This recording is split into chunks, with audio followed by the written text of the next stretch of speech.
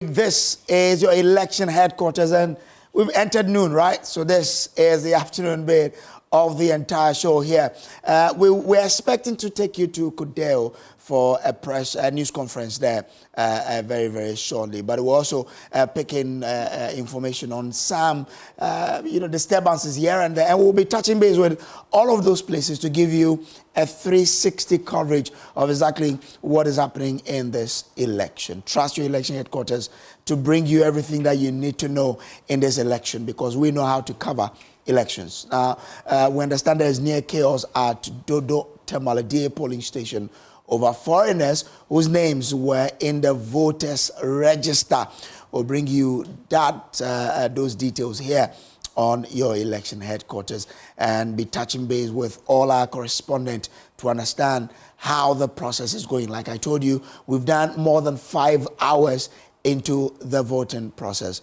Let's take you to the northern region, because the Haruna Iddrisu has been complaining about some sharing of monies by some people allegedly associated with the governing NPP. He's been making this complaint, and we bring you this particular sound from him now.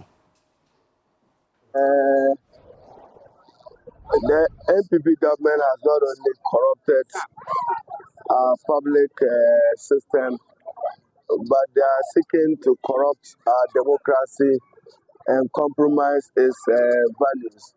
We expect a visceral response for change for the good and health of our democracy, for the health of our economy, for the health of good governance. Change is necessary and change must be compelling. I trust that thanks to the people of Tamale South and the good people of Tamale South, the chiefs, opinion leaders, and the electorate generally, my return to Parliament to be part of the 9th Parliament is a fair, complete, and a given. I expect that I'll serve them much better than I've done in the past. There are still major issues of unemployment of the youth without meaningful economic activity for our women.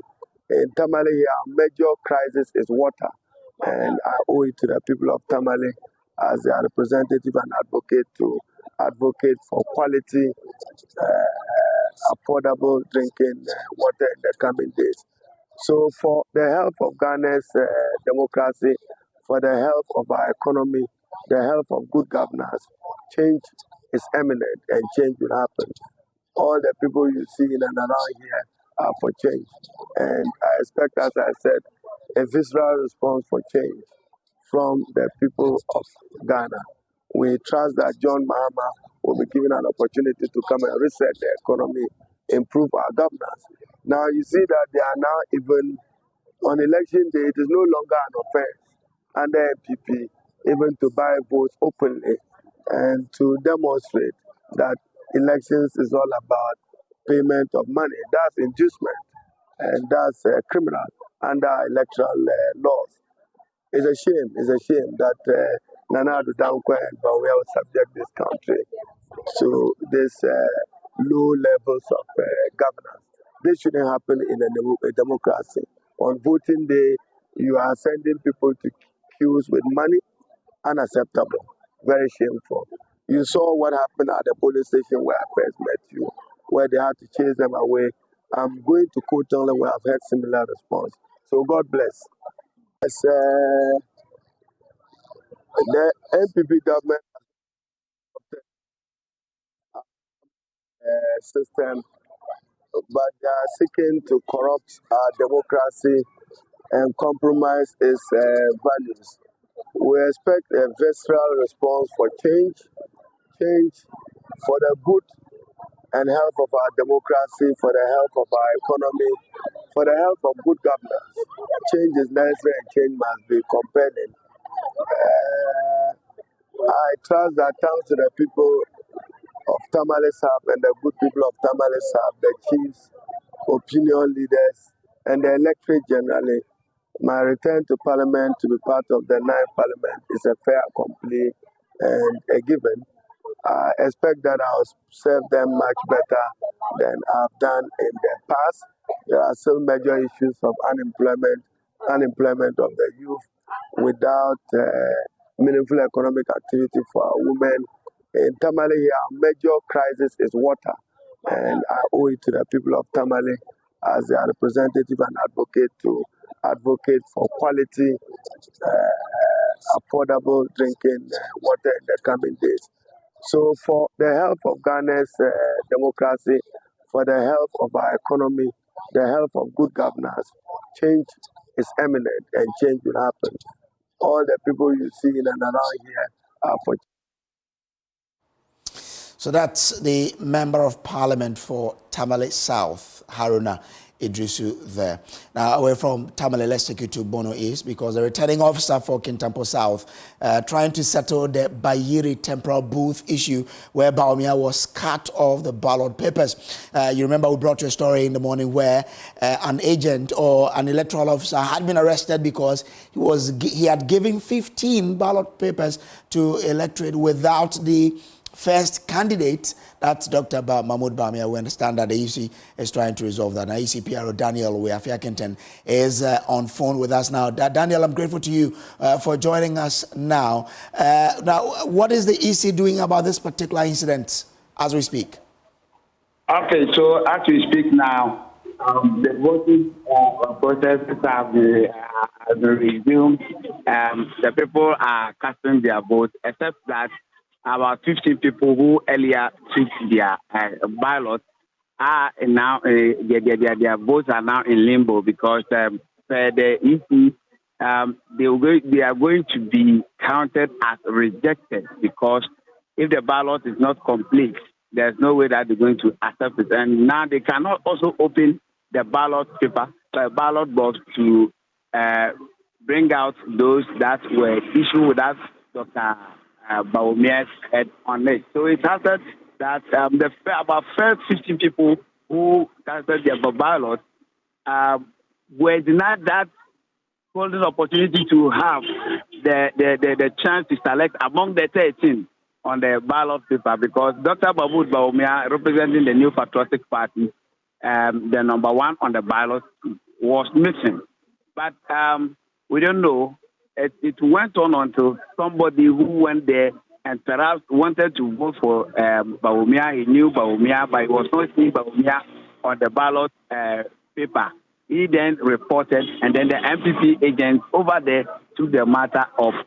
They went to the EC person who is issuing the ballot papers, and they saw that the head of Bawumia is still on the ballot paper, even though those that are on the others from the 2 to 13 have been sent or have been issued out to the voters. So this brought about some temporary shuffle where there was a temporary hold up until the EC returning officer moved from Jema to that particular community, that particular polling station, which is about 3 hours journey. And the place is called Bayiri temporary booth. So as I speak to you, there is a relative calm. The police officer there has been able to control issues. Now, what they are contemplating is that what happens to the vote of those who did that earlier casting. And the other party agents are saying that they will not agree for that one to be counted. It will be counted as rejected. The returning officer was suggesting to them that if they knew the whereabouts of those people, they could go and call them to take their ballot again. But some of the agents said no, they will not agree. Since they have taken the ballot and it has entered, they will not agree to that they should come back and vote again. Meanwhile, the person who did that, the name is called Joseph Jerry, a teacher. Is still with the police. We don't know how the investigation is going to go about. But what we know is that somebody else has been sent to that particular polling station. Even though that particular person has been replaced, but there is a call that the whole team should have been replaced because perhaps they saw what was happening and they sat aloof until somebody reported the incident. So if it has happened that way, and you have allowed only one person to leave, and the rest are there, they don't know still. They suspect that they could be compromised of this particular election. So that is what is happening now at the Byrie temporary booth in the Kintampo South district of the Borno East region. Voting at this particular polling station was suspended for close to 3 hours because you said where the arrow was coming from, it took 3 hours to get to the station. So was the voting suspended for 3 hours? Yes, the voting was suspended because the MPP agent said until that issue was resolved, it is going to affect, it is the MPP that is going to be affected because the other candidates, they still have their candidate pictures on it. So the agents were not complaining, but the MPP agents and some few others stood on their foot, and then they were agitating that the voting should be suspended until the arrow, when they sat down with all of them, they agreed that it will be counted as a rejected ballot before the voting resumed. Okay. So does it mean that this particular polling station will have an addition of 3 hours from the 5 p.m. when processes are supposed to be ended, or voting is supposed to end? I think if it is 5 and the people are still in the queue, they will. But the number is just 122. Okay. And so I hope they will be able, if really the people are ready to come by 5, they should all be done. Do we know how many of that number have already voted? For now, as the time is happening and the time that we got extra, about 30 had voted. So we expect that for now, about 50 are already ballot, cast their ballot. Okay. For as I speak, I can't give the numbers because by the time I was leaving, people were still in the queue and they were casting their ballot. Okay, all right. Grateful to you, Akintan, for that report you've brought us here. Our eyes and ears are everywhere. Whatever happens, we'll let you know here on the election headquarters. Now, ballot shortage is being reported at Yendi, and we'll be bringing you the particular one. Sunyani Shaharan is our reporter on the ground. Sunyani, what more can you tell us about this particular ballot shortage story we are getting? Okay, so we'll get back to Yendi when we do get our reporter on the line so that we can get you update or details of this particular development where we understand ballot shortage is reported or has been reported at Yendi. We'll go there and bring you much more on this. But remember, this is your election headquarters, both on radio and on TV. We're live on Joy 997 FM, Love 995, and Joy News around the world on myjoyonline.com. Let me also remind you that we're operating with 3 studios. We have the Studio 995 in Kumasi, Studio 997 here in Accra, the Joy News, and of course we'll take you to our strong room where we'll bring you interactions from social media, what people are saying on social media on this election. We'll bring that to you. My colleagues are on standby. Will be getting there very, very shortly. But we are trying to bring you what is happening on the ground because we've done more than 5 hours of election, right? We are just hitting 6 hours. So what has been happening on the elections so far, that's what we're doing here on the election headquarters. The race to the Jubilee House. Who occupies the Jubilee House from the January 7, 2025? Who will occupy that? We'll bring that to you here. So be with us as we bring you all the details about this particular election. But as we have it, we'll bring you the facts as well about the past elections and how they have gone to help you then make decisions about who possibly could carry the day, especially when it comes to the parliamentary seat. We have everything here for you on our smart wall. I'll be sharing that with you as well whilst we try to get to the grounds to bring you the latest happenings there. Let me run you back. I mean, the last constituency that we went to was Tamale South constituency. So let me take you to Tamale South there. This is, okay, so let's do the northern region. This is the northern region map. Let me look for Tamale South. Let me draw this one down and bring you Tamale South constituency.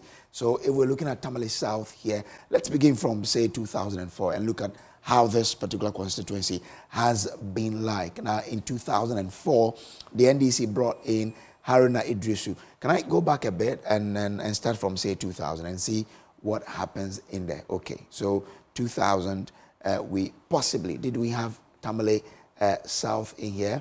Let me check and see. Okay, so in 2000, we didn't have Tamale South, Tamale North. So let's do 2004 as we saw it there. So yes, 2004, Tamale South came in and we had Haruna Iddrisu on the ticket of the NDC and Mustafa Ali Idris on the ticket of the MPP. Haruna Iddrisu polled 39,204. That was emphatic. An emphatic victory for the NDC there. Mustafa Ali Idris polled 12,116, representing 22.5%. Look at Haruna Iddrisu. He got 72.8, so a difference of 50.3% there between Haruna Iddrisu and Mustafa Ali in 2004. That was huge. Turnout in Tamale South was 90.9% there. What happened in 2008? Of course, Haruna Iddrisu is still the current MP. He won 2008 as well. Look at this. In 2004, he did with what? 72.8%. In 2008, he gave a gap. He increased it to 78.3%. He won with 44,332, as against Ibrahim Abdul Kadiri of the MPP, who polled 11,356, representing 20.1%.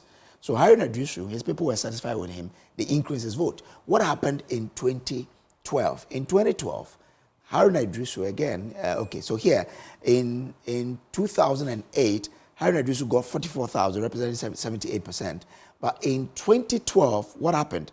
He jumped from 44,000 to 53,000, but in percentage-wise, it dropped to 74.7%. The MPP, on the other hand, got an increment in vote.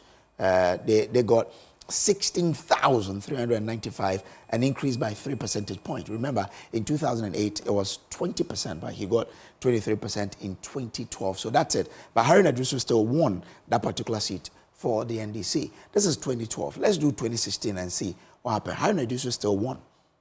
He still won the seat. He polled 52,235 votes, representing 72.6%.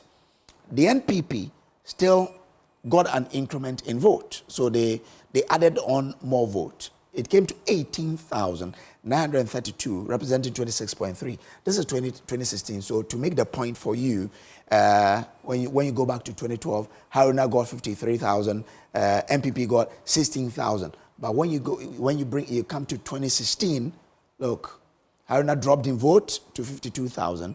The MPP increased to 18,000 votes there. What happened in 2020? Of course, Haruna Iddrisu is still the member of parliament for the people of Tamale South. He got 69,307 in 2020. He increased his vote to 73.7%. The MPP got 23,417. Let's go to let's take you to the OT region because we understand. Okay, so let's take you to the northern region now. Near chaos at Dodo Tamale DA polling station over foreigners whose names were in the voters register. The community say they won't allow them to vote since they don't know them. Peter Seno is joining us on phone. Okay. Peter Seno, what more can you tell us on what is happening there in this particular polling station? Right. Well, we just left the polling center, but we were on our normal rounds. When we reached there, we saw the chaos.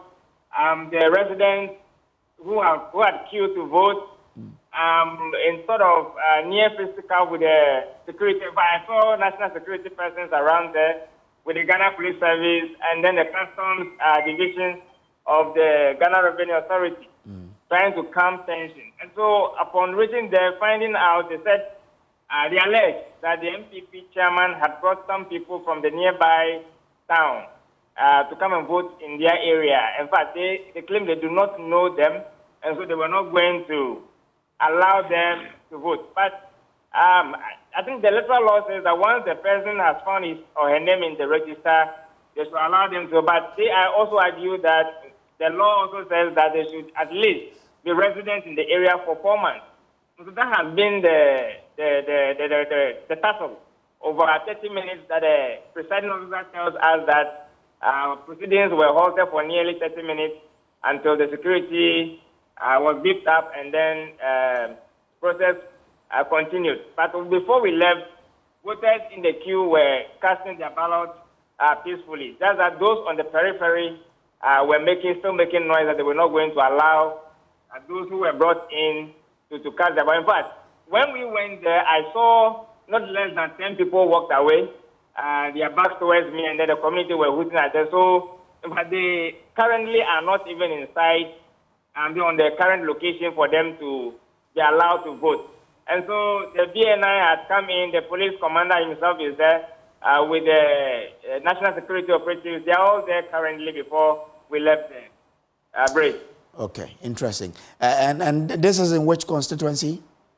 This is in the Akan constituency, and this is Dodo Tamale DA polling center. Okay. And Dodo Tamale is the last town in the Akan constituency. It shares border with the Kintampo South municipality. So that's the last town in the constituency.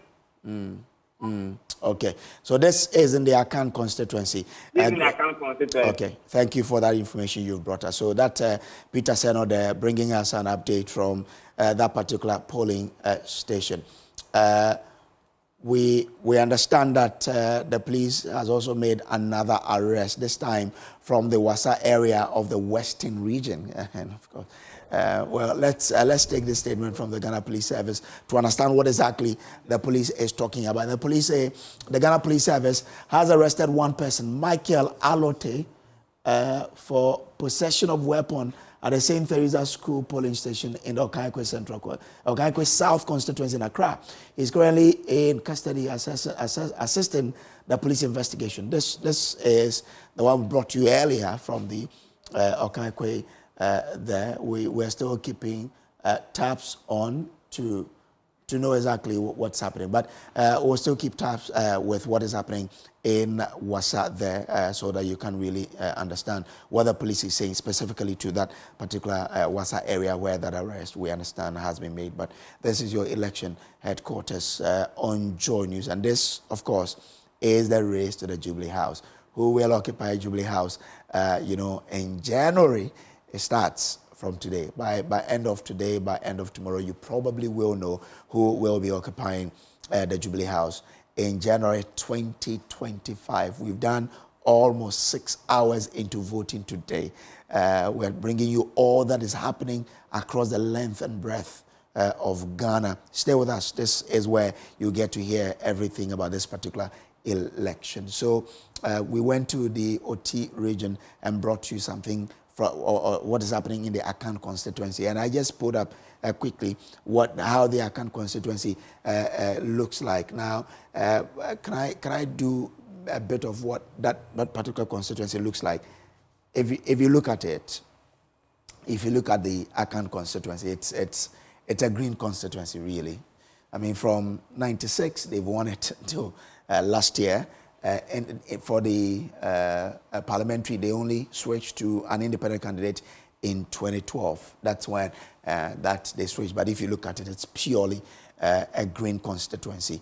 How will it be? We'll watch it by the end of the day. But look, let's take you to Kumasi, to the Ashanti region, and the overlord, the owner of Asantemai, Otunfo said to voted earlier.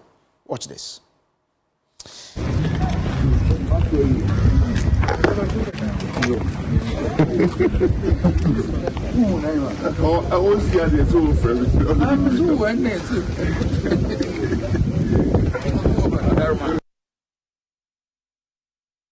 Okay.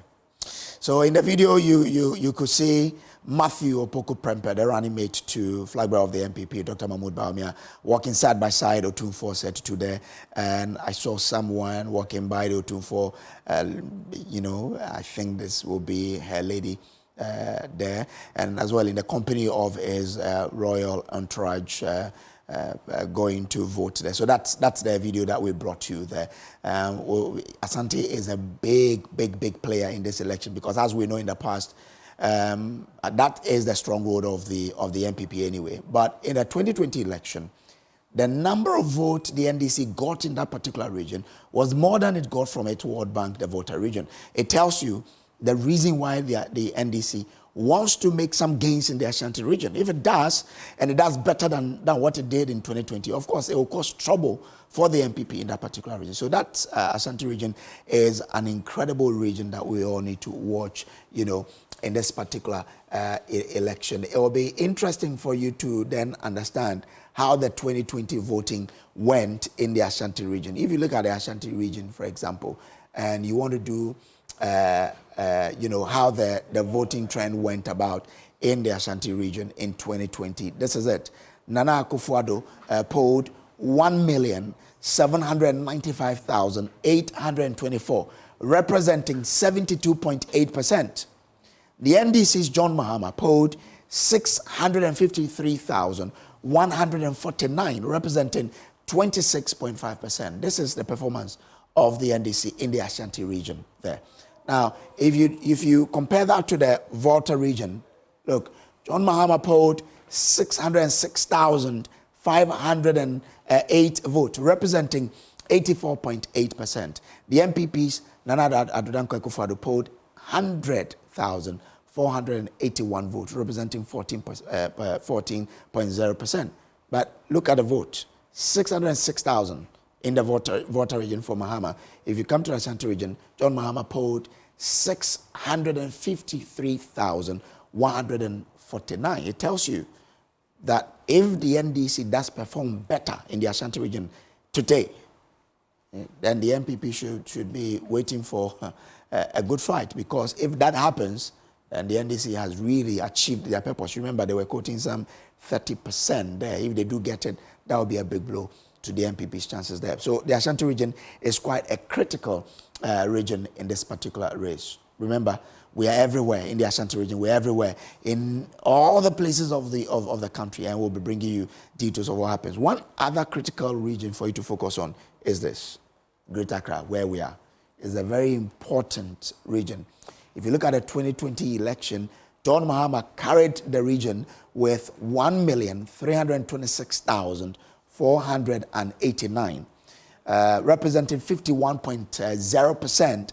Nana Addo Dankwa Akufo-Addo of the MPP polled 1,253,179, representing 48.1%. This is a critical area. Let me see if we can look at a trend of this. Okay, we won't get it, but when we get into the constituencies, you will see it. So this is how the Greater Accra voted in 2020. But let's do 2016 and see how the Greater Accra voted. In 2016, the Greater Accra region went for the Blue Army, the MPP.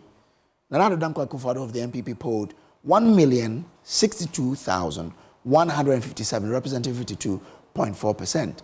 John Mahama polled 946,048 votes, representing 46.7% in 2016.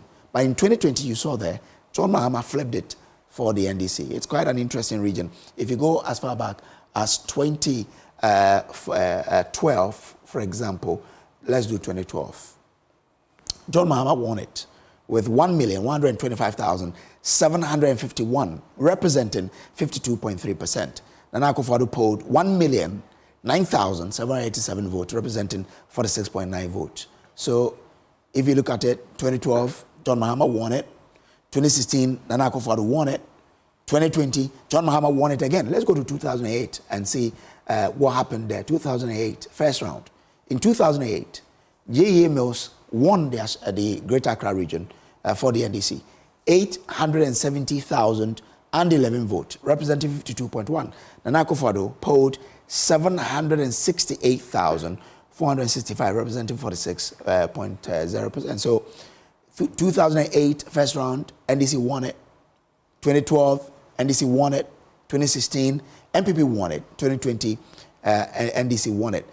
So is it a case that the NDC will win it again. Well, we'll only know after today. But let's do 2004 and see whether or not 2004 MPP won it. John Ejiokum Kufuor won it by 910,159, representing 52.0%.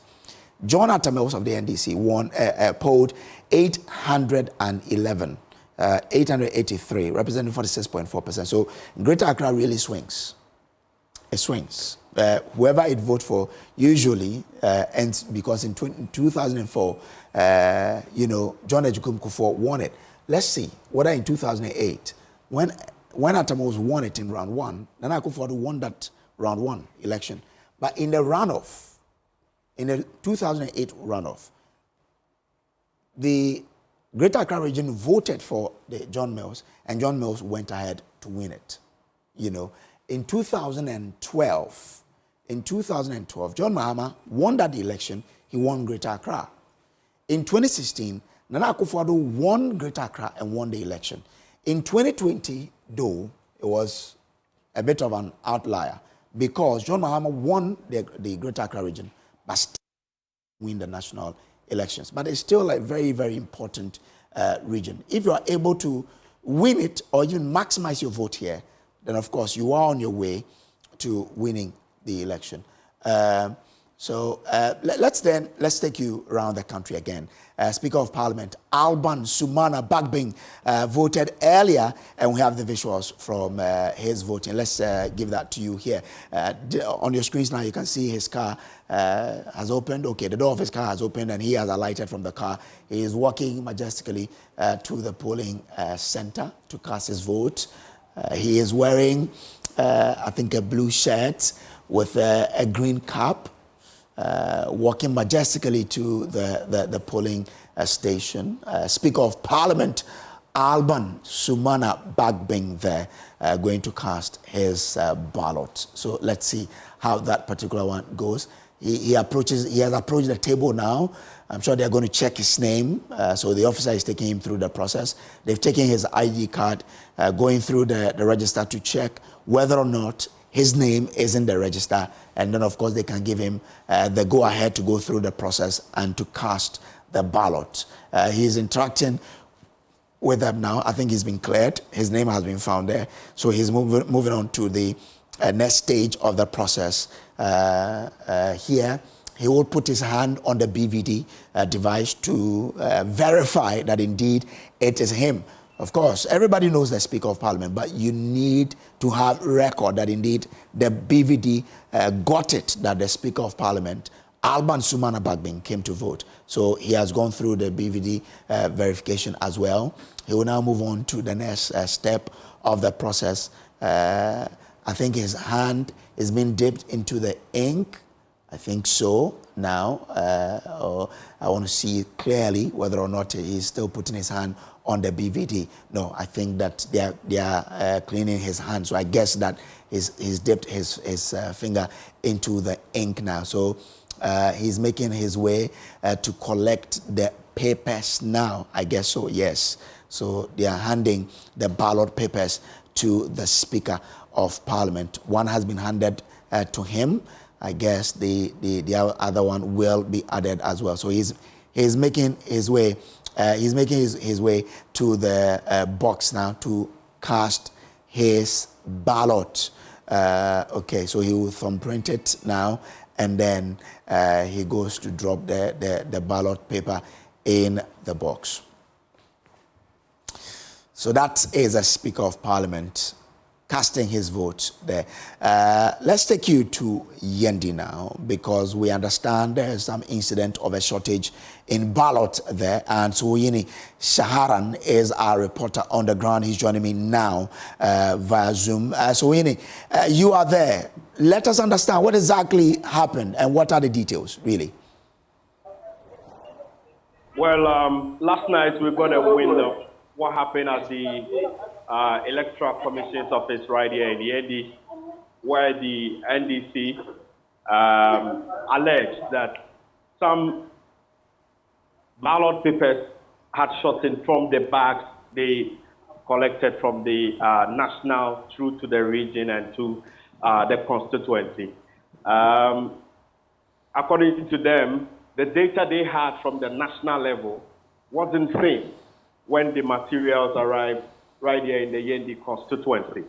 And this was problematic for them, and it really took a long time before the parties all agreed. In fact, the NPP also were a bit surprised because they were also complaining of not having the same data as given to them from their national level. Now, the director of the Electoral Commission here was of the view that it could be a mix-up somewhere, or there could be some sort of shortage because the materials came sealed. All the seals from the political parties were intact. So he couldn't fathom why that challenge. So he asked them and appealed to them to wait until all the bags were sorted before they could find out where the problem is coming from. But eventually, they went into a very long meeting that took about an hour or so, and then they agreed that since they can't find those papers, what they would do is rather to add up polling agents at the various polling stations to make it 3, to ensure that those papers, those booklets that were found in the bags that came from the national level doesn't find itself into the ballot box. And they all signed it. All right, so that's my colleague there, our reporter on the ground, Sunyani Shaharan there. But let's take you to the EC's headquarters now because the Commission is addressing the press on the latest developments there. Let's take you to the EC's headquarters now. To perform their duties professionally. All the people living with disabilities, the PWDs and the vulnerable persons are also being well catered for. Our officers are there. The jacket for the blind persons are also there. And everything that needs to be done to support them to participate in this election is being done by our officers, as directed by the Electoral Commission. So we encourage our modest brothers and sisters in that fold to go to the centers to cast their votes. They are being given preferential treatment at all levels, so they should not hesitate to go. There is effective security at all our centers, and anyone who would try to do anything untoward, I can assure you that will not be allowed to go scot-free. And so therefore, let us all abide by the rules and regulations governing these elections to ensure a very successful elections. So far, most of the party agents have been comporting themselves, and we urge them to continue to do that. Because if a party agent misconducts himself or herself, he can be sacked from the polling station. Secondly, they need to know that they are there to observe. If there has any issue, they need to report to the presiding officer for the necessary actions to be taken. The media, the Commission has provided 10,000 accreditation to the media. This is in the spirit of ensuring transparency.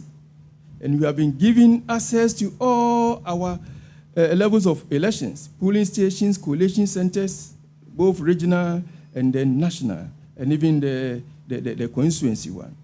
And so we call upon you, we expect you to work professionally, to report only the truth, and investigate and expose wrong practices so that the Commission will be able to do its work in a very free, fair, and transparent manner.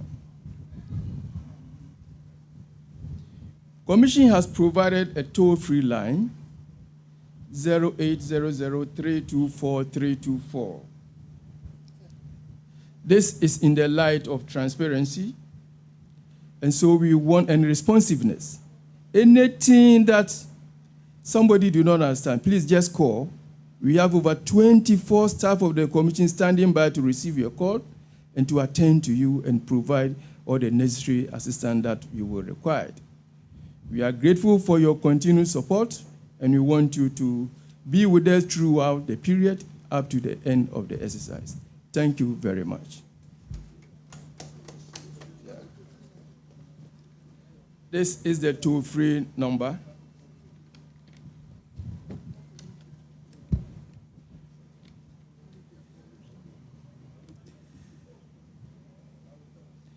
(0800-324-324).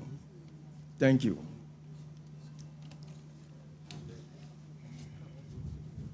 Thank you very much, Director, Electoral Services, Mr. Benjamin Barnaby. At this point, we would like to receive questions, and we are taking 5 questions. Five. So you approach the mic from the left or right. You mention your name, your media house, and you ask your questions. Please, the questions should relate to activities of the poll.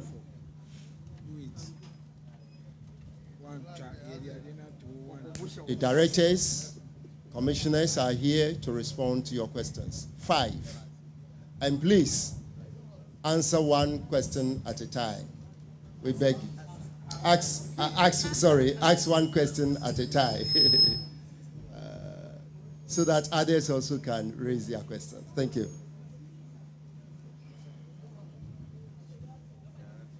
Okay. All right. My name is Israelai. I'm with Joy News. My question has to do with the incident that happened at Kintampo.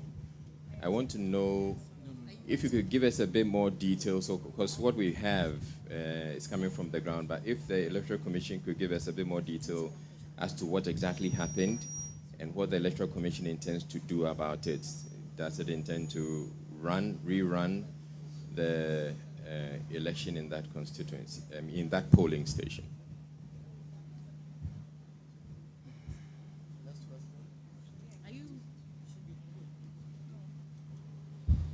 Good afternoon. My name is Fauzu Masaudu. I work with CTFM and Channel 1 TV. So prior to today's election, Electoral Commission was very emphatic about the group of people you had recruited to man affairs for you at the various polling stations. You were very emphatic. You said the process was very vigorous, and you were very cocksure about the nature of people you had, entrusted such roles into them.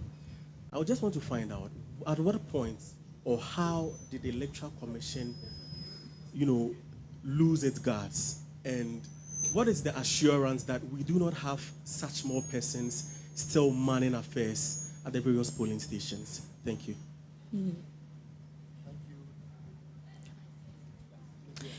My name is Vanessa Edoton Boateng from Metro TV.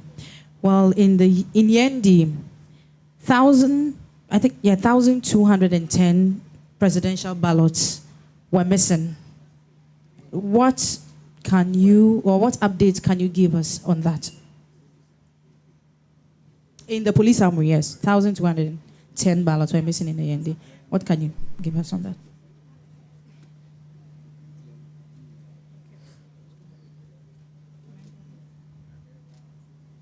Any question? Yes, please go ahead. Good afternoon. My name is Na Anyema Collison, journalist from Adwa Television. I want to find out what happens to places where voting are being delayed, specifically Faith Academy in Lejokuku constituency. They delayed for 4 hours, and what is the intent of the Electoral Commission to extend the polls or to end exactly at 5 p.m.? Thank you. Yes, my name is Bernard Atuata from United Television. I need a clarification. We want to find out. I'm told somewhere Takwa. I don't know. I need a clarification on that. Presidential stamp is being used for the parliamentary. It's an allegation. I want to find out if it's come to your notice, and in such cases, what can be done. Okay, in order not to, yes.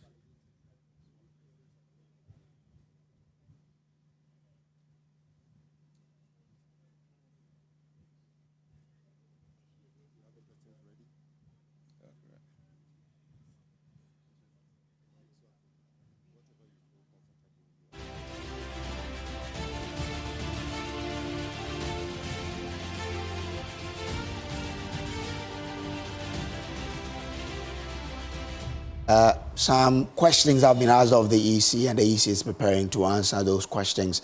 The 5 questions have been asked. The EC will be answering that very, very shortly. But we are close to doing 6 hours into the voting. Now, voting is, however, yet to begin at Mpiasem CMB polling station in Sunyani West. The NDC constituency officer, Nana Oche Bafo, argues that the process cannot start because the Electoral Commission has swapped the polling station's pink sheet. He says they must wait until the original pink sheet is provided. The EC has started responding to the questions there. Let's take you to the EC headquarters now. Was torn. So we have 15 of such ballots per the records that we are having. The police has issued a statement, and the case is under what? Investigation. The commission is yet to take a decision on that. With the Yendi issue, the 1,210, we have found out that the ballots are fake. And for that matter, they cannot be used. The story is a fake one. Thank you for the correction. Then, with the delayed voting at Faith Academy, we all know that there is an inbuilt system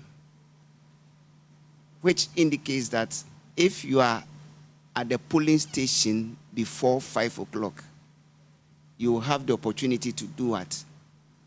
Cast your vote. So if there are about 1,000 in the queue, all of them will be given the opportunity to do that. So we encourage all voters at Faith Academy, once voting is ongoing, to be there by 5, and they will have the opportunity to cast their vote. The rest will be taken by the Director of Electoral Services. Thank you. Thank you, sir.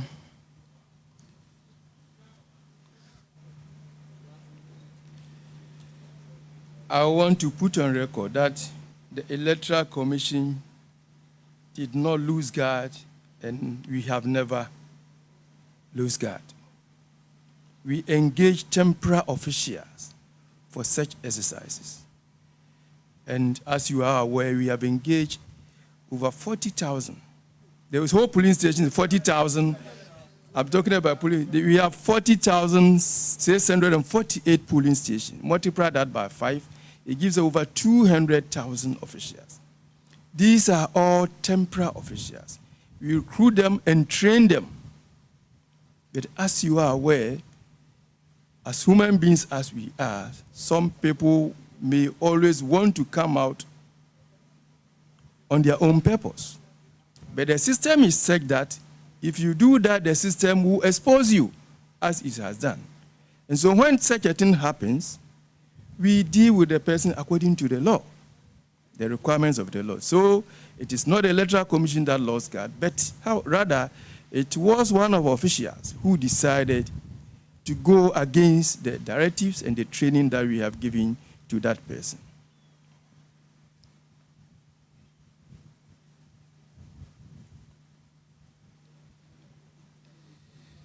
I think that was the only question that was left for me.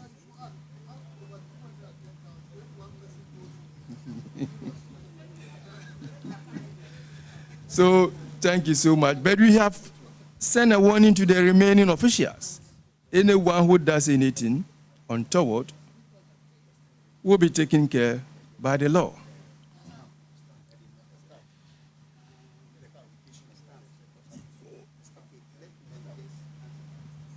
Okay. Yes, with the validating stamp, we have 2 validating stamps with 2 different numbers. We haven't, you don't have parliamentary or presidential on any of the 2 validating stamps. I hope you get me. So they are just the numbers. So you can use any of the numbers for either the presidential or the parliamentary. We haven't written presidential or parliamentary on any of the distinct validating stamps. Thank you. Thank you, sir. It is for well, haven't done 6 hours into the election so far. Voting is, however, yet to begin at Mimpiasem CMB polling station in Sunyani West. The NDC constituency officer, Nana Ochei Bafo, argues that the process cannot start because the Electoral Commission has swapped the polling station's pink sheet. He insists they must wait until the original pink sheets are provided. Now, we want to understand more. Emmanuel Jan is joining via Zoom with details. Ima, how did that happen, and how is the EC trying to resolve this matter?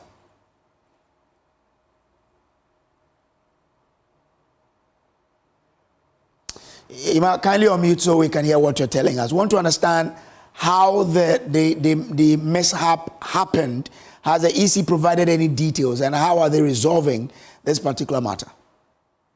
Okay, so the EC says that this particular incident is not a deliberate attempt, but because it's a human institution, these things are bound to happen. And then the EC, the deputy returning officer, decided to bring the original pink sheet to the particular polling station. But when he got there, the agents agreed that they will vote because that is their original pink sheet. But the challenge was the center number, because previously they sent that particular pink sheet to a different polling station. So they said that particular polling station wrote their center number on the pink sheet, but they've resolved it that, okay, they are going to cancel it and then write the center number for Mempasem CMB chaired polling station. But before I was leaving that particular polling station, the challenge was that the DVD machine does not recognize the people or the people who are going to vote there. So that was another challenge that they were trying to resolve it. But as at now, they've not started the elections. Wow. But if the BVDs are not working, aren't they using any other means to try and verify the people who are coming in to vote? They said they will look at a different way that they will go about this particular issue. So the agents, they've all agreed that they will see how they can resolve this particular issue, and then voting can start. But as to whether they are going to extend the duration for voting, they didn't say anything about it. I mean the Electoral Commission or the presiding officer. And then that particular constituency, persons eligible to vote there are 52. 52 is a remote community predominantly by farmers. Okay. All right.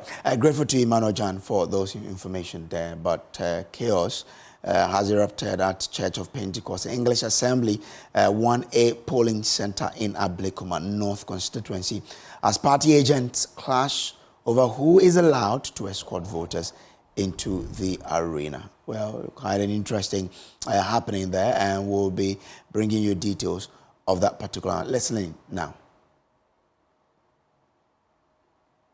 So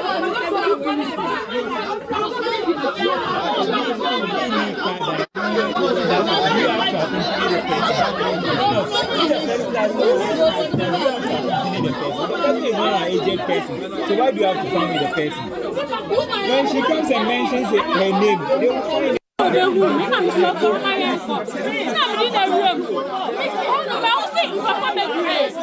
you move rooms? Men Cassa, who get that card or maybe get that card? So who get that card? Who do you perform room? I mean, you're very well for checking the dinner. What's the BP? And I'm just saying, who do you be room? Which party? Which party? Which party? MPP. And the other one? NDC.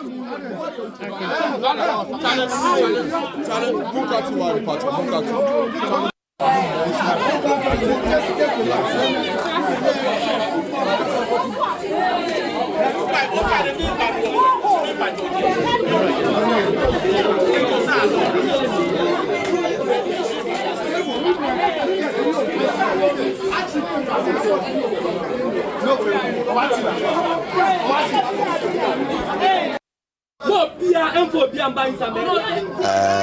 I mean, quite interesting happenings going on there. We would still be keeping eyes on all of these developments. But let's still take you to another place, Afija Central East, where the NDC parliamentary candidate Evans Amochumesi, after he cast his vote, he accused the MPP-PC and Member of Parliament Mavis Nkansa-Boadu of sharing food to voters at various polling stations. Nana Fosu Jiabo, has been monitoring the whole and the process, and we'll be getting in more details. But as you can see there, the NDC-PC cast his vote, and then after doing so, he started speaking to the press. But while speaking to them, he then alleged that the MP for the area, Mavis Nkansa-Boadu, is sharing food to vendors, to voters at various polling stations. These are all happenings going on, and we'll be delving deeper into all of these matters and more very, very shortly here on the election headquarters. This is your race to the Jubilee House, who really occupies Flagstaff House or the Jubilee House in January 2025. Well, we've done 6 hours and more voting. As you heard, there's a polling station has still not started voting. What will then happen to that particular polling station? We'll be bringing you all of those answers and more. But we understand that okay, all right. So let's take you to Ablekuma West, where the MP Ursula Osue-Kuffour has been speaking to the press after she cast her vote. Listening. We were insisting that we had stuffed the food packs with something, and so they created a scene there. And I've read online portals carrying it as if the voters there were hooting at food that we were voting, we were sending to people in the queue. That's grossly inaccurate. And I'd be grateful if at least you take the trouble to ascertain exactly what's going on. I mean, if I'd come here and people started shouting for whatever reason, not everybody in this constituency votes MPP. So definitely they have NDC people whom they can induce to create unnecessary tension and confusion here. We don't want any incident in Ablekuma West. Everybody wants to come out and vote peacefully. We've conducted our campaign peacefully. They are determined to create something just for making news. We're not interested in that. We're interested in creating the conditions for people to come out and demonstrate that they fully support the Member of Parliament and are going to throw their weight behind Dr. Mahmoud Bawumia. So I'm sending this note of caution to them. We will not tolerate any such incident from them. I and my people are prepared to do whatever it takes to promote the peace in this constituency. But if they come and misbehave, we'll meet them squarely. And I charge you reporters to report accurately. The food we are sending is food we send to all our agents in every polling station, every election, and you are aware of that.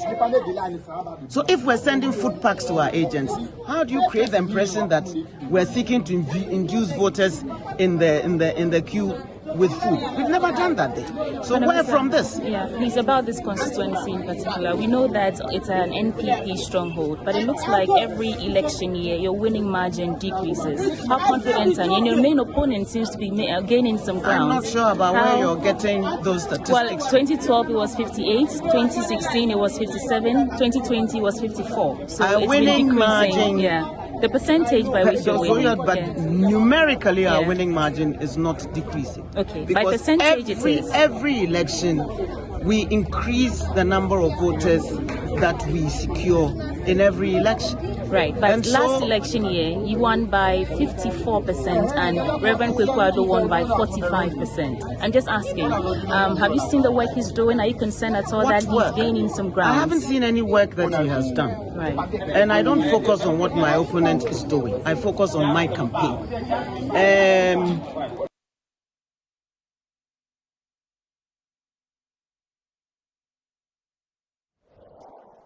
Well, from one area, let's take you to another area. Madam Sana Abarika of Central Junior School B complains of her name already being verified and voted. She has her ID card with her, but the name has already been verified and voted. Mr. Bassett, an election observer for the NDC, explains how the event happened and urged the Electoral Commission to investigate the incident thoroughly to ensure the integrity of the electoral process. And that one of the citizens of the Republic of Ghana who has come here to exercise her legitimate right by voting for the candidate that he or she prefers. In this circumstance that she prefers, she came to do that. Unfortunately, the biometric device is showing that she has already been verified, meaning that her initials have been captured and somebody has used her initials to vote. But when we make inquiries from the Electoral Commission, they could not give us any tangible reason as to the reason why her initials have been captured, when actually this is her first time of coming. This is just the time that she came to exercise her franchise, but her details have been captured. So we found that that as irregular. Something of that nature should not be happening because the processes are biometric. You cannot use somebody's initials to vote. So we demand an explanation, we demand an answer to that. We have inquired from the officers, the Electoral Commission officers, and we have gotten some kind of flimsy excuses that even during the special voting, they've encountered similar situation, but the matter was unattended to. So in effect, they just want to sweep it under the carpet like that. But we are saying that we not allow that to happen. She needs to be given the opportunity to vote. She needs to cast her vote and vote for the person that she wants to vote for. And that's the reason why we are here, to make sure that that thing is done. For us, we think that it is a deliberate attempt to disenfranchise as many people as the Electoral Commission, in collusion with some powers be that. All right, so let's take you to the CODEO now, because they are addressing the press there about what they've also monitored on the electoral process so far. Let's take you to the CODEO head office now. So this intention, with rapid response observers stationed in 3,401 randomly selected polling stations. These observers are Ghanaians from every walk of life and have volunteered their time to ensure that registered voters cast their ballot freely on election day.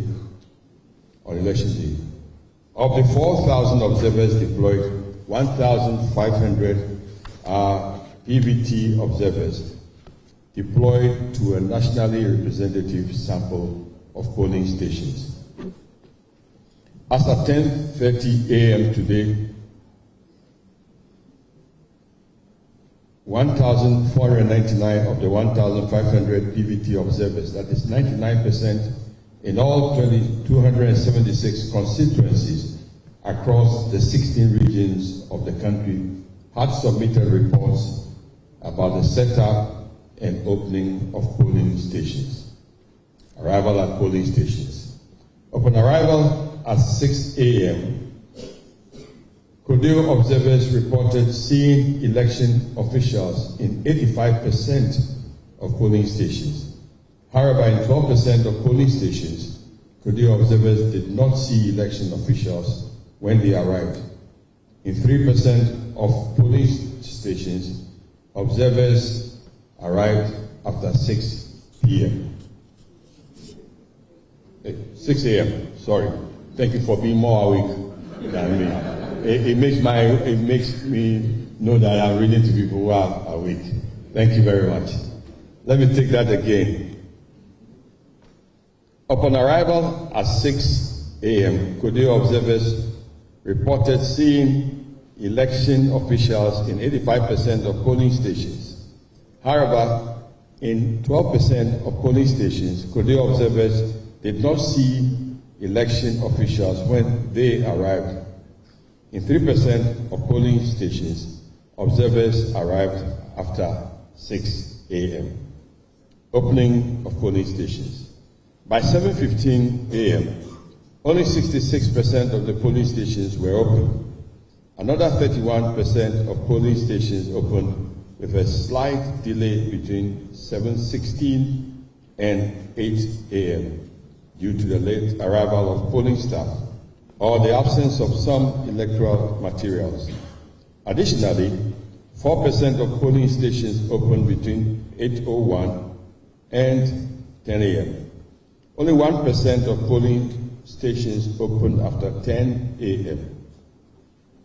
Regions where CODEO observed a relatively higher number of polling stations opening after 7:15 a.m. include the Northern, that's 52% of polling stations, OT 49%, Northeast 47%, Greater Accra 44%, and Eastern 42%. Most polling stations, that's about 90%, had the minimum number of election officials, that's 5. Another 10% had 1 to 4 officials at the time of setup. In 93% of polling stations where CODEO observers were located, electoral officials respected their status as Electoral Commission's accredited election observers and permitted them to observe the polls upon arrival. The remaining 7% of observers were later permitted to observe the elections. Set up for polls. According to CODEO's observers, the majority of polling stations had a representation of women among the EC officials. 14% had 5 women officials, 63% had 2 or 3 women, and 17% had just 1 woman. However, 6% of polling stations, CODEO observers reported no women among the EC officials. According to CODEO observers, presiding officers in 86% of polling stations are men. The remaining 14% of polling stations had women as presiding officers. CODEO observers reported that 98% of polling stations were set up to allow voters to mark their ballots in secret. However, the setup did not ensure vote secrecy in 2% of polling stations. They also reported that 6% of all polling stations were not accessible to persons with disabilities and older people. Ladies and gentlemen, at the time of setup, CODEO observers reported seeing polling agents of the 2 main political parties in almost all polling stations, that is the NPP 99%, NDC 99%. 1/3 of polling stations also had agents of independent candidates, that's 32%, and other parties 32%. CODEO observers' reports show that all polling stations had a ballot box, ballot papers, indelible ink, validating stamp, endorsing ink, and ink pad, while 99% had a voting screen and 82% had tactile ballot papers.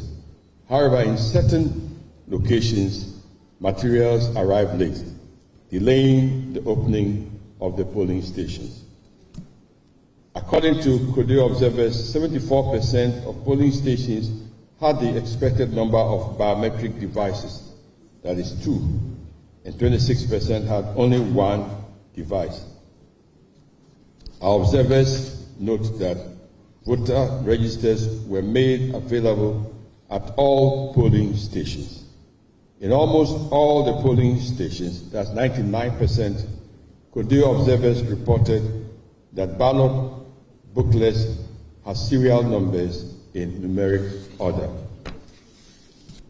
Before voting started, CODEO observers could confirm that all the presidential and parliamentary ballot boxes were empty, sealed, and in plain view.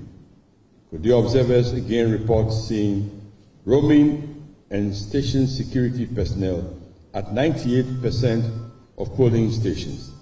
Only 2% of polling stations were reported to have no security personnel. CODEO observers' report again shows that Security personnel were unarmed at 78% of the polling stations. However, 20% of the polling stations had armed security personnel. Reported incidents. CODEO observers have reported a number of incidents at some polling stations.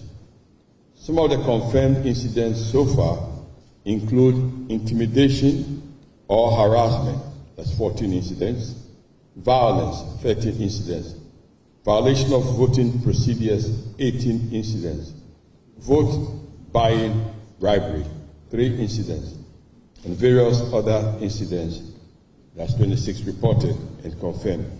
Some of the incidents reported so far include the following.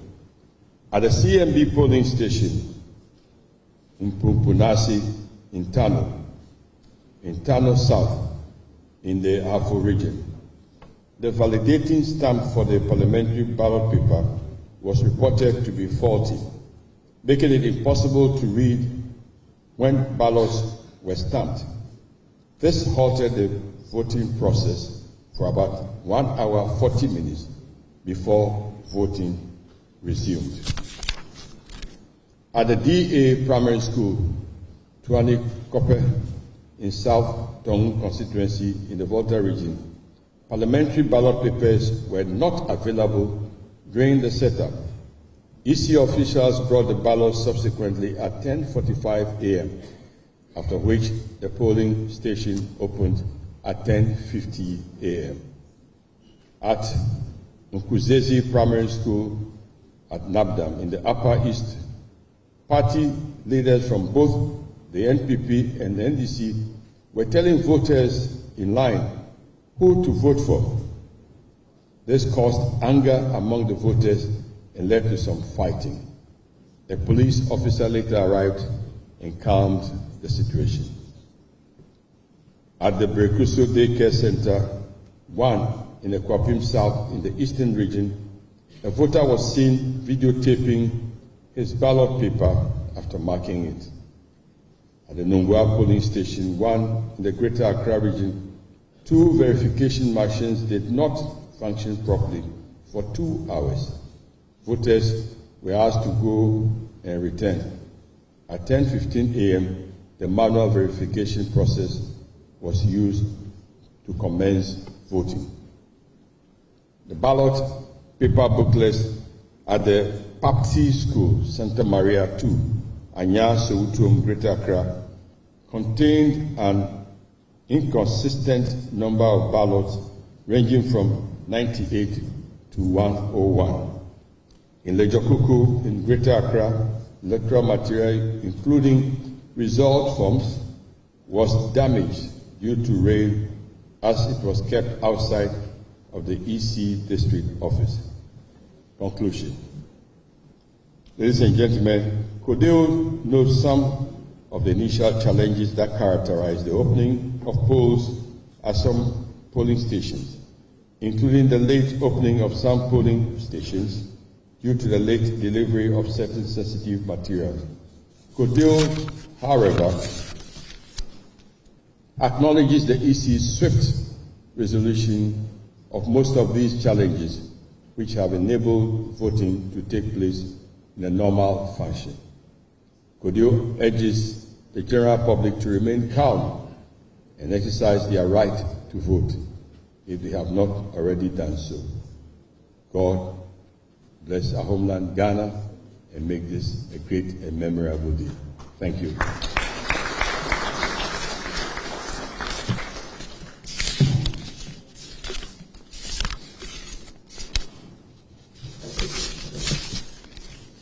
Thank you very much, Reverend David. So our findings are coming from our 1,500 parallel vote tabulation observers who have been deployed to a nationally representative sample of polling stations. So this is based on using our statistical principles, we're able to estimate, get a sense of the quality of the process so far. And I think all of you will agree that So far, generally things have gone well, and we hope that it continues through the end of the day. What we are saying is that we are encouraging citizens, if you have not cast your vote yet, to go out and exercise your franchise. I will now open the floor for any questions from stakeholders here.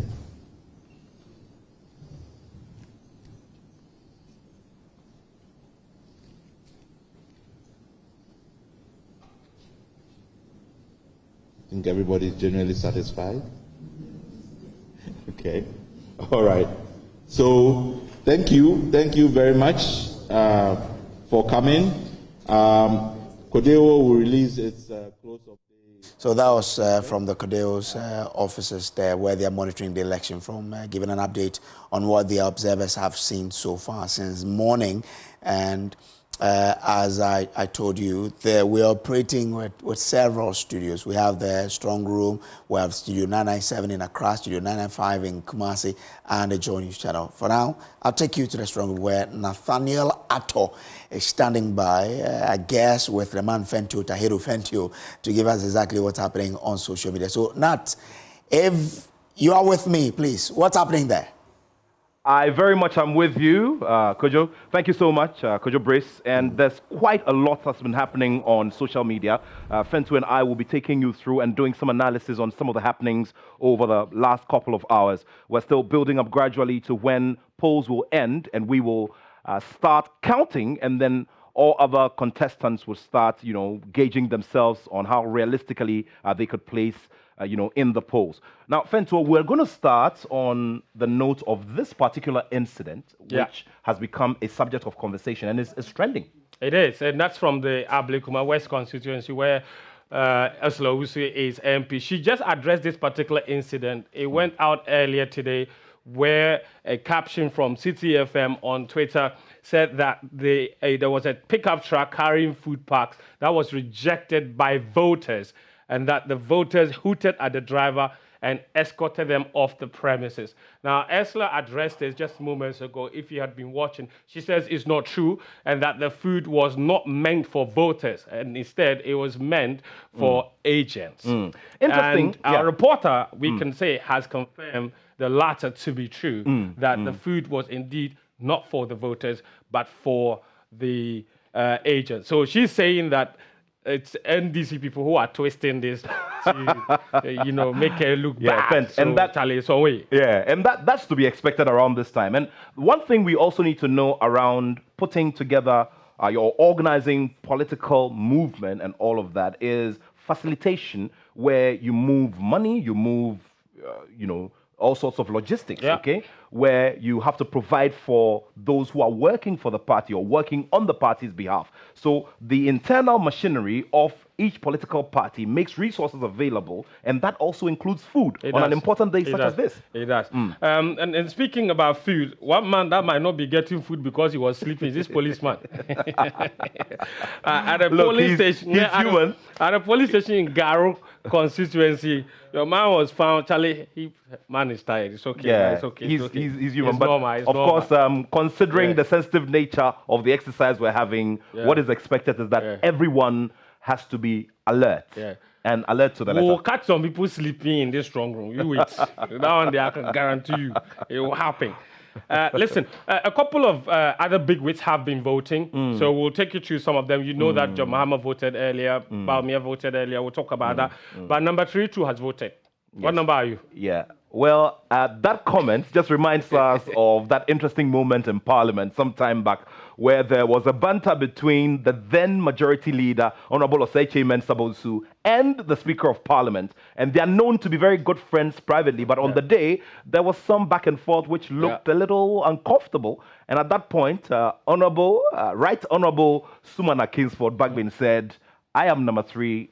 What number are you?" Yeah, so he's voted in his constituency, the Nadoli constituency, where he had been MP since 1992 up until the 2020 Very well. elections when he decided Very to well. become the speaker. But let me tell you other things. There's been several incidents that have been reported. The police have been very active on their social media account and also addressing regular press conferences. This incident is trending, where an EC official has been arrested at the Kintampo South constituency in the Bono East region for electoral offences. And his offence is that he was issuing ballot papers to voters with the top candidate torn off. And we'll show you a picture. This is something that the EC has confirmed. So you can see there what we can see the top candidate, Dr. Mahmoud Bawumia, torn off into one long piece. Okay. So this is what is happening. So he's been arrested, and the EC in that foregone press conference addressed the issue, but they've also put out a statement where they say that they've identified the ballot issuer, that his name is Mr. Joseph Derry. Exactly. Joseph Derry. He's been arrested. The commission will cooperate fully with the police to get to the bottom of the matter. And it's issued a warning, the commission. It says that they're warning all election officials who violate processes and electoral laws. All of them will be prosecuted. So that incident has been adequately addressed. Fent, it's interesting that, you know, something prompted the EC to have the news conference that they held earlier.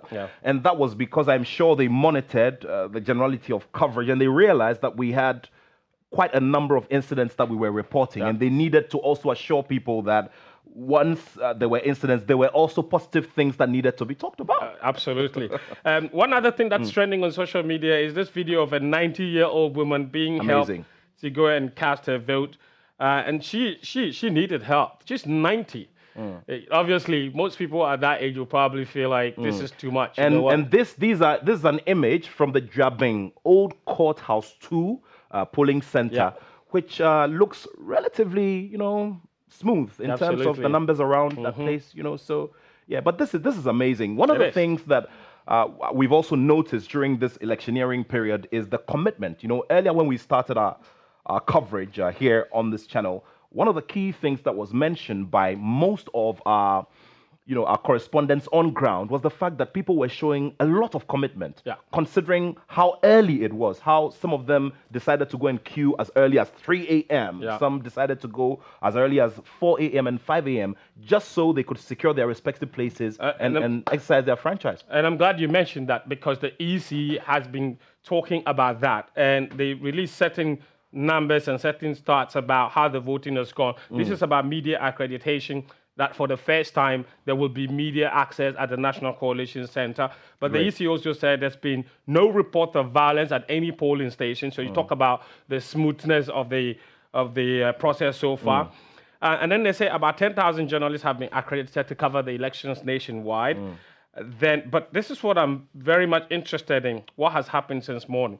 Now, this is the incident, this is what you spoke about. Very well. The voting began on time at over 99% of the polling stations, which is incredible. That is amazing success. That is also accurate, because with the kind of information that we're getting in here from our strong room, which we'll be giving our viewers a full feel of in a moment, you know, we got that feel as well, that everybody else, all of our, you know, our correspondents on ground were reporting similar, that, you know, voting had started on time and that things were going smoothly. I mean, I voted myself. I'll show you my video, don't worry. But, you know, it's also our job to catch a few of the stories trending that might not necessarily be true. And this is big, because there's this post from a gentleman called Kwame Age, Ayudiasi Pulisic. He said that there are NDC party agents holding these yellowish devices at various polling stations in the Ashanti region. Kindly report if you see anyone with such devices. And you can see the device in the hand of the gentleman there. So just that particular device. Now, here we have verified what that device is, and it is not a suspicious device. This is what it is. It's a counter. Okay, so you press it, somebody votes, you press 1, you press 2, the numbers just keep going, and that's what it is. So, you know, sometimes it's also just the psychology. Sometimes it's also the psychology. Let's now talk about, you know, what happened earlier. His Excellency John Dramani Mahama voted, and this is after he had gone to offer prayers at the you know, the burial site of his late father, Mr. E.A. Mahama. Now, there's a very interesting similarity or, you know, common trait that both leading candidates, as in the MPP candidate, Dr. Baumudu Babia, and himself have. And that is the fact that their fathers belong to different political traditions.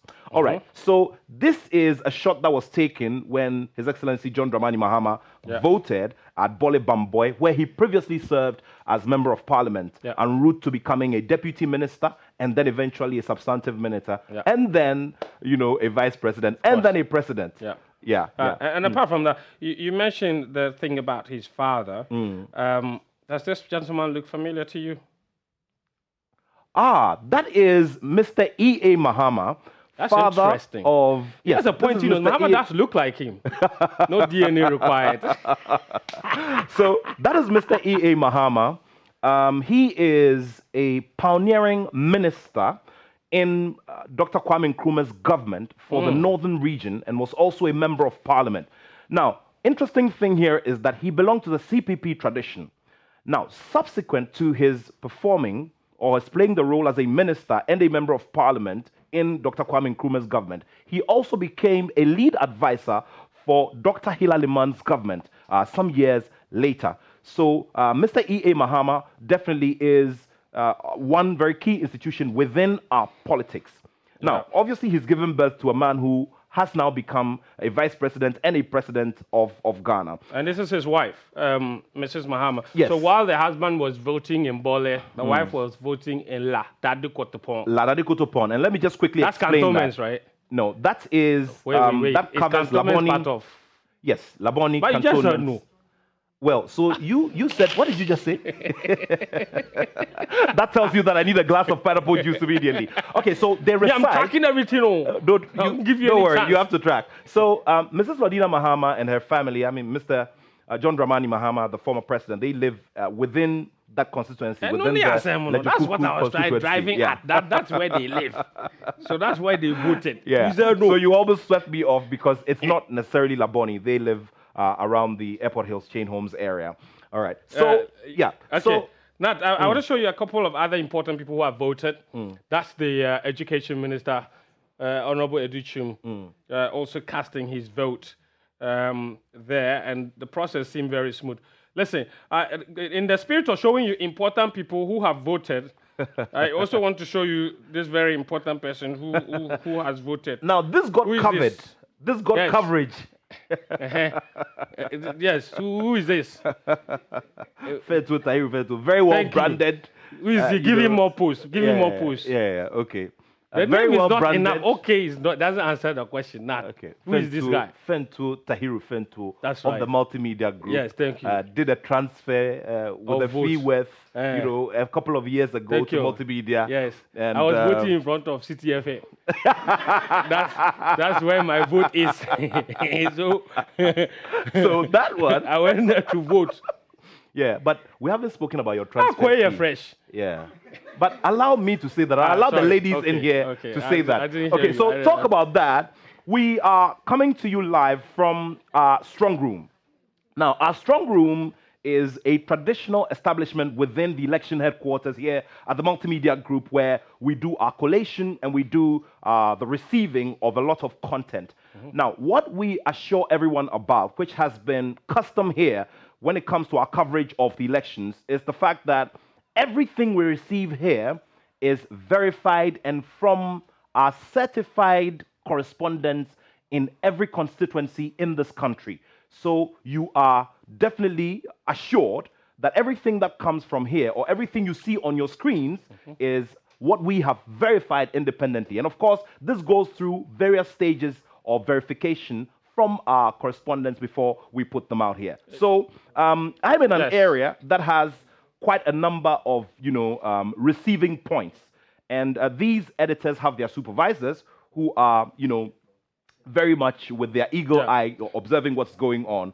So over here, I'm on the side of the Upper West region, Upper East, the Savannah, and the Northeast. Yeah. So this more or less covers a good part of the northern region of Ghana. Yeah. Which side are you on, Afent? Well, this is my station. Okay. Okay, so you've got Northern Region, Bunu East. You've also got, hold on, I've seen it, OT region here. And then this one is the northern region, the Bono East region. Listen, so let me just take people, viewers through what we are doing here. Exactly. So as you indicated, this is our strong room. Okay, this is a Joy News strong room. This is where all the reports are coming in. And you can see there are 16 laptops in this room. 16 of them representing the 16 various regions. We've got a man and a woman, capable man, capable woman, men manning every single laptop.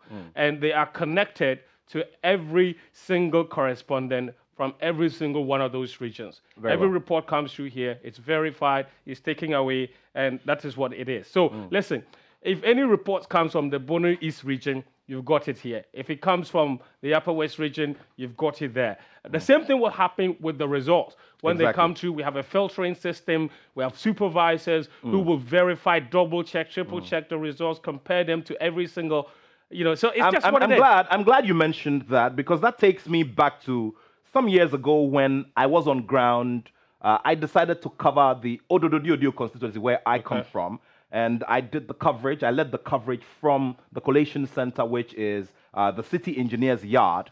Now, what we were doing at the time, and which we are still doing, and doing with an even improved format, is the fact that from the ground, like you said, we bring the information here, and we make sure that we double check and edit when we have to edit before putting it out. Now, the key thing that I need to add to what you've said as well is the fact that we will only put out verified results. Absolutely. And verified results then mean that the returning officer would have had a pink sheet, which will have signatures and confirmations from all the representatives of each political party. And that's the only results we're working with. Those are the only results that we're working with here at the election headquarters.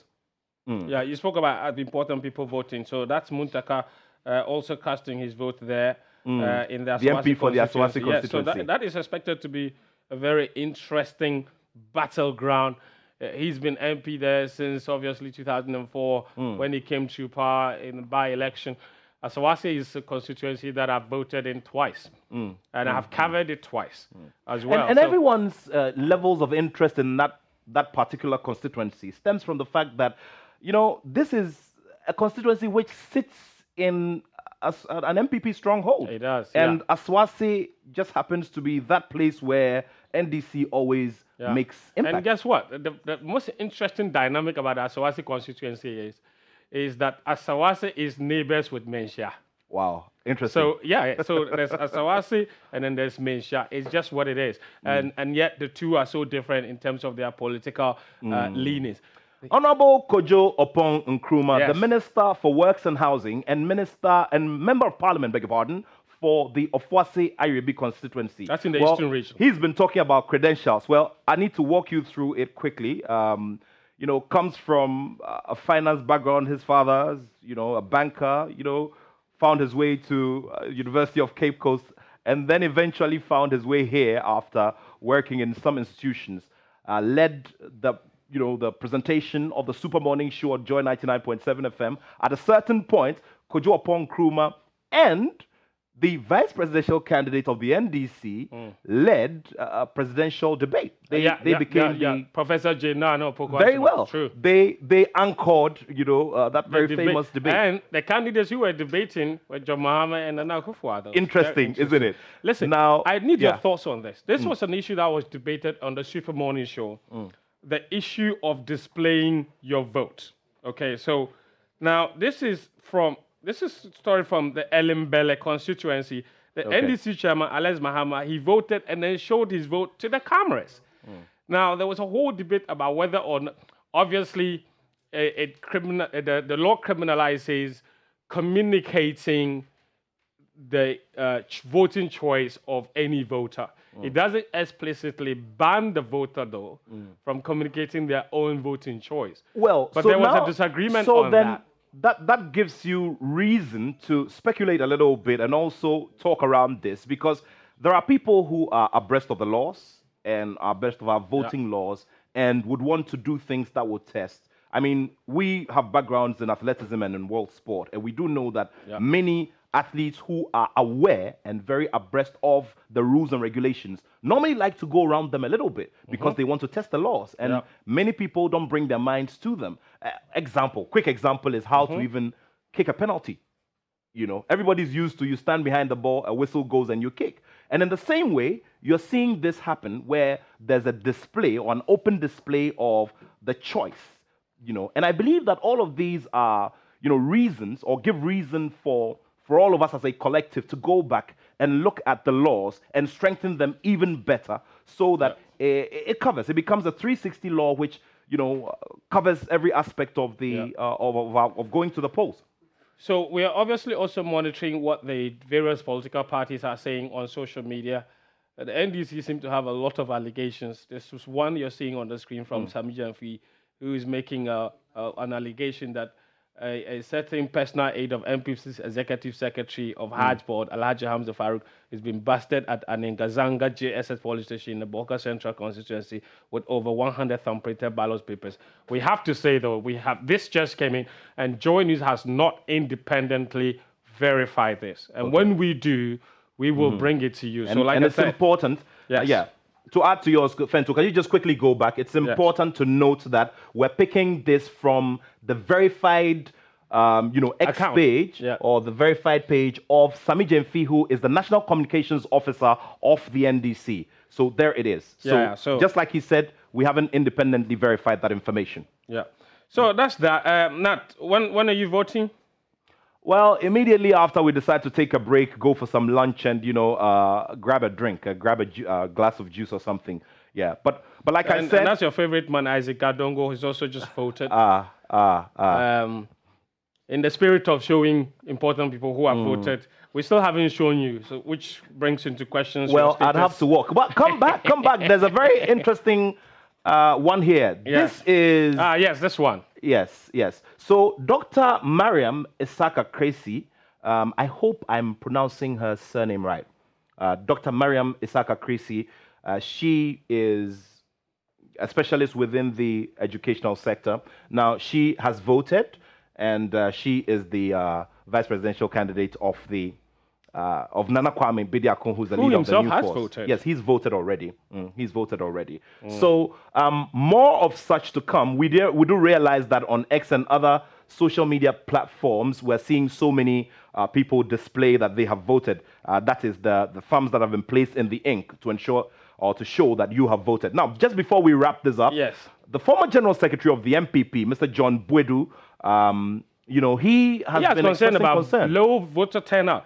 And interestingly, he's not the only one. I just want to show you this one too real quick before we go. Now, our colleague in the sports space, Sadiq Adams, also posted something about low voter turnout in the various regions. And this is what he said. He says that he's done 5 regions, Greater, Eastern, Ashanti, Bono, on his way to his own region, Ahafo. And in all, he says, I've made brief stops in 17 constituencies so far. Currently, he's in Ahafo North, Southeast, and he says turnout generally not impressive thus far. And these are the pictures that he shared to arrive at his conclusion. So John Boyd raising similar concern. So maybe that is something that we need to watch out for in terms of voter turnout. So it's just past 2 p.m. or 14 hours.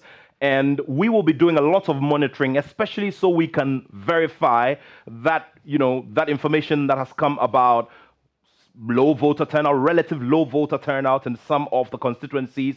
And eventually we're going to figure out what is, accounting for all of this. So we'll be coming back here to the strong room here at your election headquarters, and you have to trust us to take you through the rest of the journey as we build up to counting and making you know who has won and who has lost out and who probably may have to come back during the next elective process.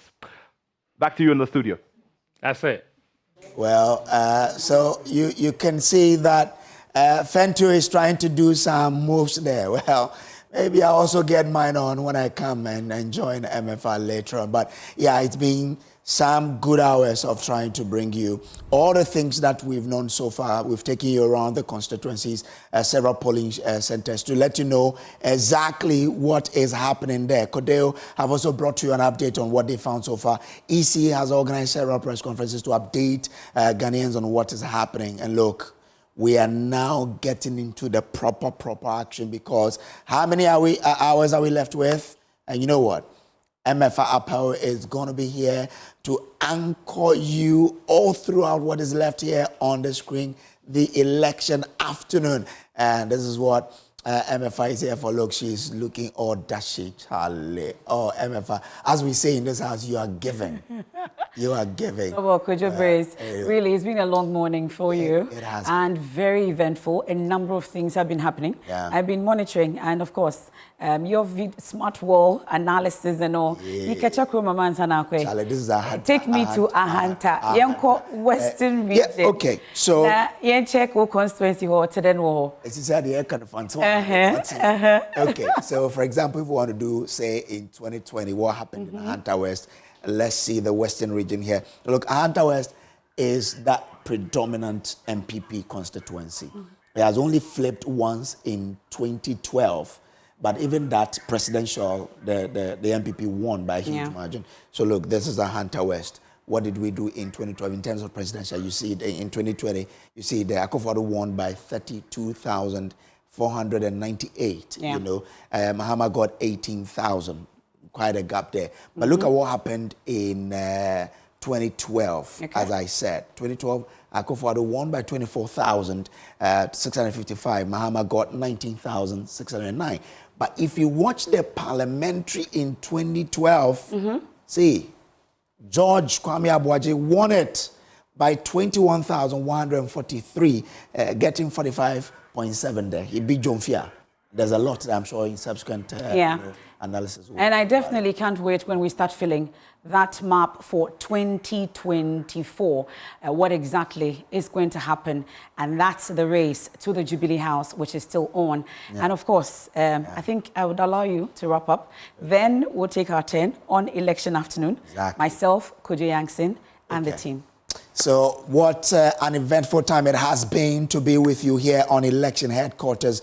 And look, we've enjoyed every bit of it. We're giving you all we can. But we say that that's even, you know, a tip of the iceberg of what is to come here on election headquarters. From all our studios, Studio 995 in Kumasi, Studio 997 in Accra, the, you know, our strong room here, and also the Joy News studio. It's been a pleasant time coming your way. But look, I'm leaving you in the hands of a powerful, strong MFA. But before we bounce off, Sam George is speaking to the press from his base in his constituency. Watch this.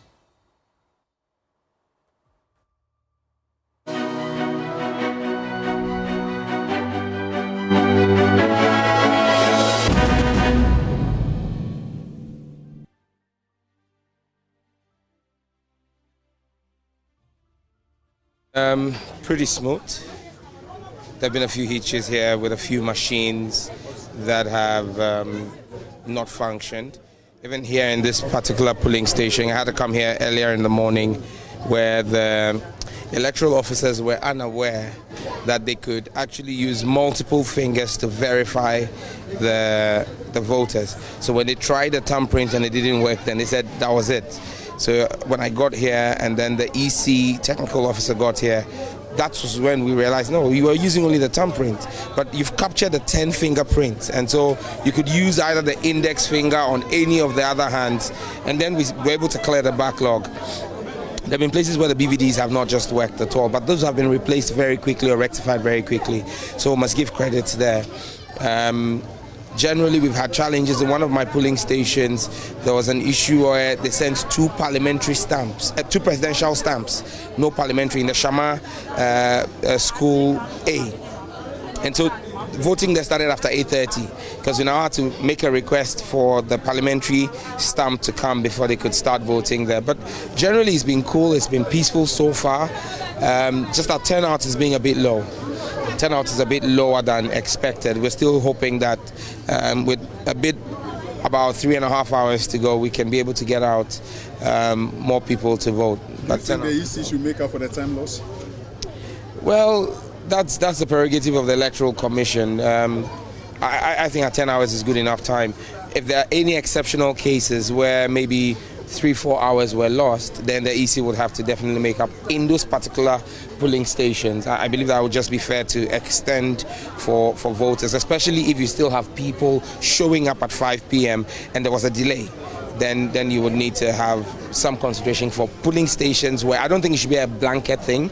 I think it should be on case by case as and where it's requisite. But in terms of the BVDs, what explanation did the EC give as to what caused them to either not respond or malfunction?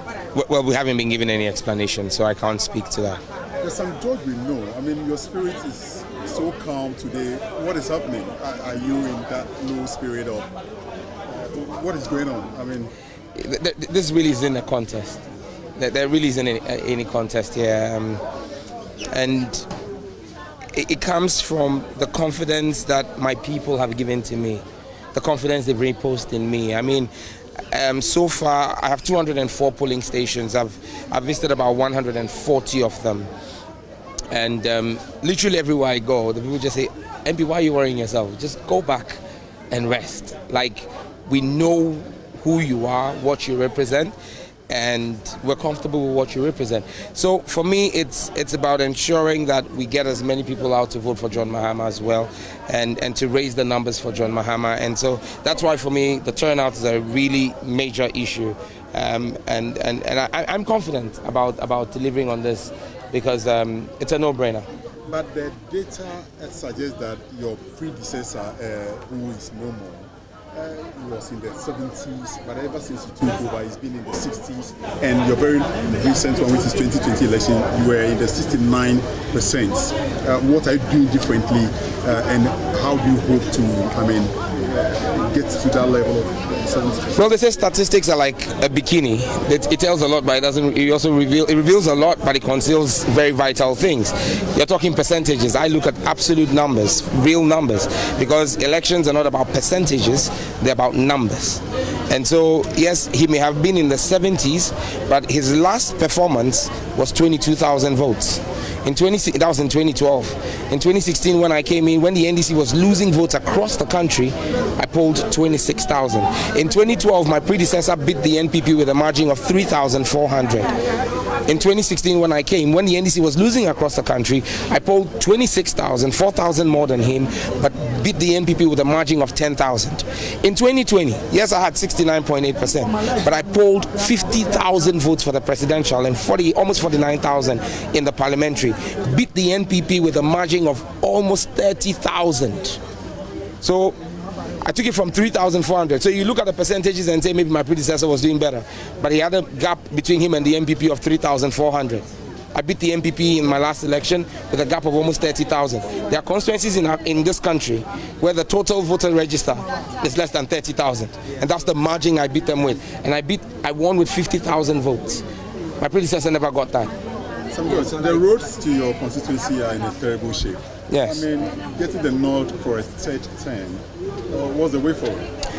Well, it's an indictment on the government, not on the MP.